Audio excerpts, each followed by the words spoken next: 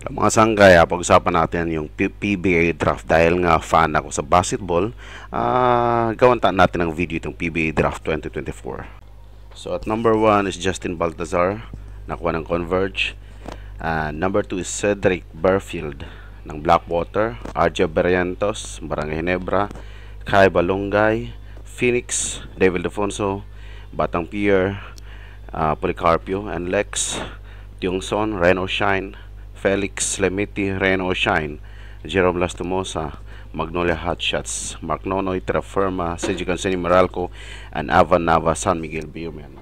Pag-usapan natin yung top 3 lang muna. Si Justin Baltazar at number 1 na nakuha ng Converge is averaging at 20.6 per games at 61.9 field goal percentage. Ang tanong nito kung madala ba niya itong percentage niya. Sa MBPL to dito sa PBA, alam naman natin na mas mataas talaga yung level of competition dito sa PBA. At yun na nga, mataas yung expectation sa kanya ni Coach Ayo. According to Coach Ayo, kompleto na daw yung hinahanap nila kay Justin. Ang tanong kung maging competitive na ba kaya itong Converge this upcoming conference. At number 2 is Cedric Barfield na nag-average ng 17.4, 4.4 assists, 2.2 rebounds.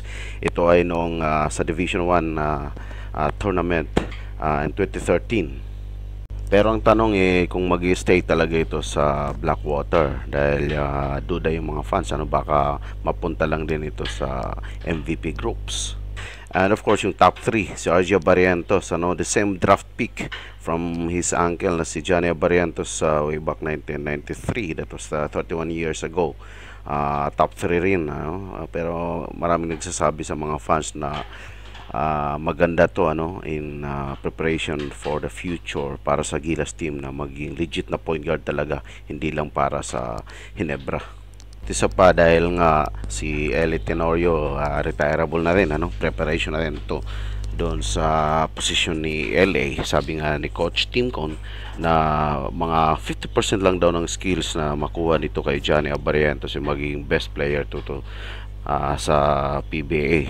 Ito kahabang-habang ito this tournament. Sa kasalukuyan naglalaro ngayon siya sa SGA in the Jones Cup. At alam naman natin kung paano nakuha itong draft na to. Before the draft day, there was a trade between Terraferma obviously at saka Ginebra. Yun na nga, wala na rin si Pringle. Malaking bagay talaga ito siya, lalo na doon sa sinasabi ko na kapalit kay Eli Tenorio. So kaabang-abang itong upcoming na conference, malalim talaga itong draft pool ngayong 2024.